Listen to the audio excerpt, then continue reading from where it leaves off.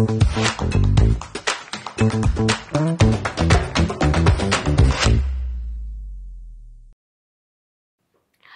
everyone, assalomu alaykum. Bugun sizlar bilan time, ya'ni vaqt haqida gaplashamiz. Agar siz kimdandir soatni so'ramoqchi bo'lsangiz, what time is it savolini berishingiz kerak bo'ladi. What time is it? Soat nechi bo'ldi? Va javob berayotganda it is birikmasidan foydalanib javob berasiz. Past o'tgan, to kam, sharp ro'ppa rosa ma'nosini anglatadi. Agar soat 12:00 bo'lgan bo'lsa, siz uni ifodalash uchun it's 12 sharp deyishingiz mumkin bo'ladi va tarjimasi soat ro'ppa rosa 12 bo'ldi degan ma'noni anglatadi. Agar 12 dan 5 daqiqa o'tgan bo'lsa, siz past, ya'ni o'tgan so'zdan foydalanib ifodalashingiz mumkin bo'ladi. E'tibor bering, biz ingliz tilida soatni aytayotganimizda birinchi bo'lib daqiqalarni, keyin esa asosiy soatni aytishimiz kerak bo'ladi. It's 5:12, ya'ni soat 12 dan 5 daqiqa o'tdi. To'g'ridan-to'g'ri tarjima qilsak, soat 5 daqiqa o'tdi 12 dan bo'ladi. Ya'ni siz birinchi bo'lib minutlar, daqiqalarni aytishingiz kerak bo'ladi. Lekin shuni inobatga olingki, agar soat 12:45 bo'lgan bo'lsa, biz 12 dan 45 daqiqa o'tdi emas, balki 15 da kam 1 bo'ldi holatida ifodalashimiz kerak bo'ladi. It's 15 to 1. Soat 15 da kam 1 bo'ldi. Bu holatda ham birinchi bo'lib daqiqalar, undan keyin to so'zi va keyin esa soatni ishlatishimiz kerak bo'ladi. Agar soat 1 daqiqadan 30 daqiqagacha o'tgan bo'lsa, biz past so'zidan foydalanib ifodalashimiz kerak bo'ladi. Ya'ni 8 dan 10 daqiqa o'tgan bo'lsa, biz uni it is 10 past 8 holatida ifodalaymiz. Ya'ni past o'tgan so'zdan foydalanamiz.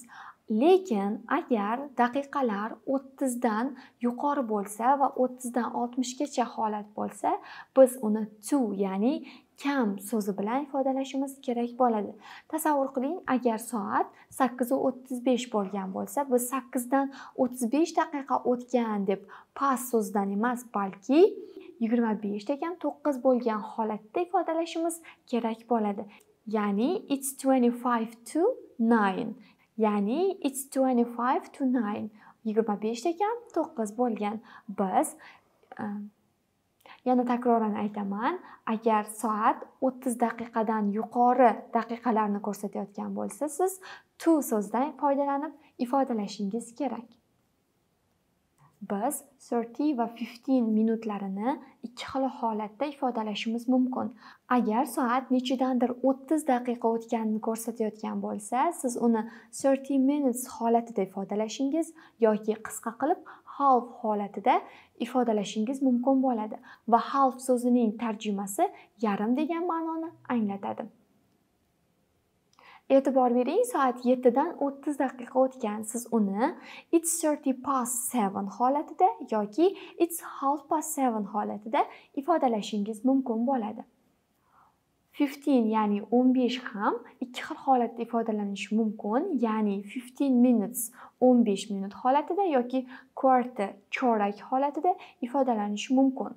Misolga e'tibor bering, agar soat 6 dan 15 daqiqa o'tganini ko'rsatayotgan bo'lsa, siz uni it's 15 past 6 holatida, ya'ni soat 6 dan 15 daqiqa o'tgan holatda ifodalashingiz yoki shunchaki it's quarter past 6 holatida ifodalashingiz mumkin.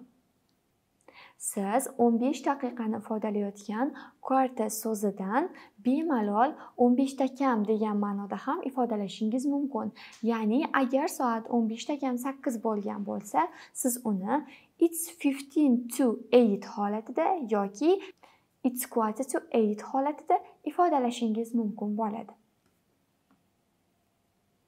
Quyida esa siz soatlarni yanada mustahkamroq tushunishingiz uchun jadval berilgan. Siz mana shu jadvalni yaxshilab o'zlashtirib olishingiz kerak bo'ladi.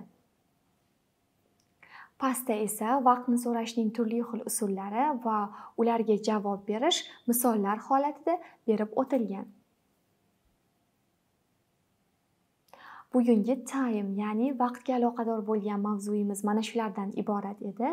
Jadvalni yaxshilab o'zlashtirib olishingiz soatlarni aytishda qiyinchilikka uchramasligingizga yordam beradi. Keyingi darslarda ko'rishguncha xayr, salomat bo'ling.